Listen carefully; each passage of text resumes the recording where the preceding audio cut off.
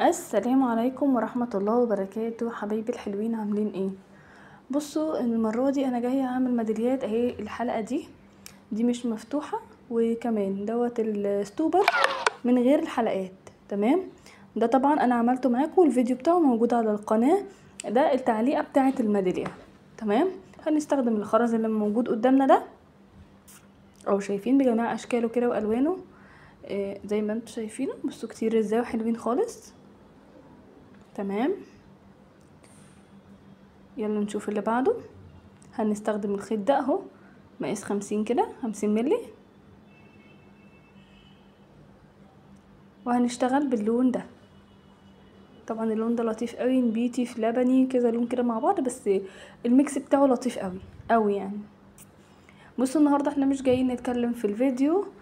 طبعا الشهر هيبقى باين قدامكم، لكن انا هتكلم معاكم في حاجه تانية. بصوا كده، انا في كام سؤال جالي وكام حد بعت لي كام حاجه، انا بجد يعني حباهم قوي. فانا هقول تمام. في حد اسمها فاطمه علي بعتالي بتقولي والله انتي عسوله وروحك عسل. شكرا يا استاذه فاطمه جدا منك. وانا بعتلك قلتلك والله انتي نوتيلا بالقشطه، انا مش بعرف اسكت، انا بقول برضو. وكاتبالي تاني فاطمه علي برضو، انا مشتركه جديده ما شاء الله تبارك الله، فيديوهاتك جميله، اتفرجت على كذا فيديو، والله انتي اللي نورتي عيلتي الصغيره يا بطوطه يا قمر. وانا دايما بحب الناس اللي بتكتب كومنتات كده بجد حلوه، تفرق معايا نفسيا ومعنويا، وبتخليني عايزه انزل فيديو كل دقيقتين. والله لو مش النت والدنيا دي، انا كنت نزلت لكم فيديو كل شويه، وان شاء الله يعني هنزل لكم سلسله كبيره من الفيديوهات على الكلام الجميل اللي انا بسمعه منكم دايما ده. على فيديو تاني، استاذه فاطمه برضو القمر دي كاتبالي ما شاء الله تبارك الله تسلم ايديكي، عايزه اقولك تسلمي لي يا قمر.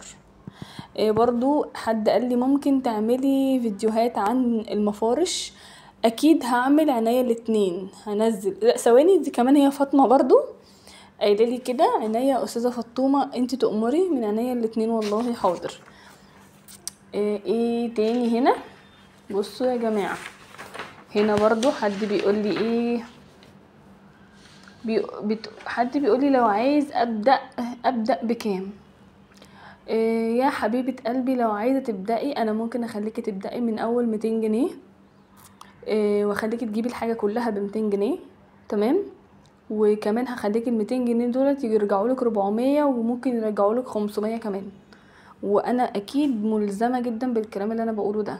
ولو الفيديو ده الناس كلها سمعته وقالت لي احنا عايزين نبدا بال200 جنيه، والله العظيم 3 اللي اعمل لكم حمله ال200 جنيه ديت، واروح اعمل لكم العرض عند اي حد في المنشيه، تروحوا تاخدوا الحاجه وتمشوا، وكمان هقول لكم تسوقوها ازاي. في حد بيقول لي حبيبتي يا ريت لو تعلمينا طريقه الشنط الكبيره. حاضر، هنزل فيديو عن الشنط الكبيره من عناية الاتنين برضو.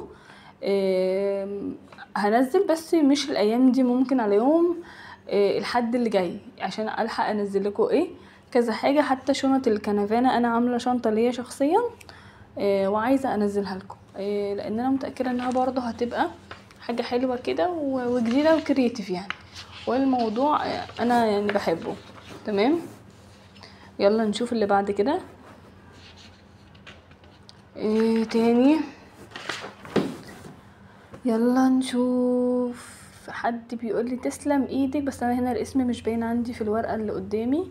بتقول لي تسلم ايدك، بقالي ساعه بتفرج على فيديوهاتك، ربنا يبارك لك يا حبيبه قلبي، تسلمي لي يا رب، ويسلم لي كلامك الحلو ده.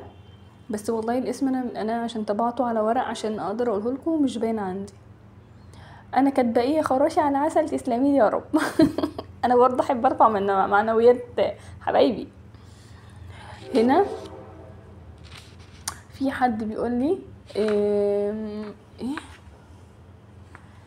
في الموبايل، على اساس اجرب في تليفون يعني اعمل ميدالية للموبايل.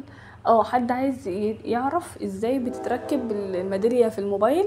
بتقولي على اساس اجرب الاول في تليفوني، وبعد كده اعمل ميداليات، بس هي مش عارفة بتتركب ازاي. بس انا نزلت فيديو شورتس او فيديوهين على القناة بتقول بتركب ازاي. بس انا طيب حاضر، انا هنزل لكم فيديوهات تاني عن موضوع ان ازاي بنركب الميداليه في جراب الموبايل، تمام، سواء بالكارت والميداليه سهله الفتح او بالطريقه التانية، تمام. طبعا انا هنا قلت لها عينيا حاضر والله هنزل لك حاجات تانية، تمام. فاطمه بتقولي تقريبا يا فاطمه عايزه تبدا بقى كل حاجه من الاول كده. بتقولي يا ريت لو تعرفينا طريقه التسويق ازاي ولما نشتغل. بص يا بطوطه، التسويق ده محتاج شرح كتير قوي ويعني هو حاجه مهمه ان انت اصلا تبقي عارفاها.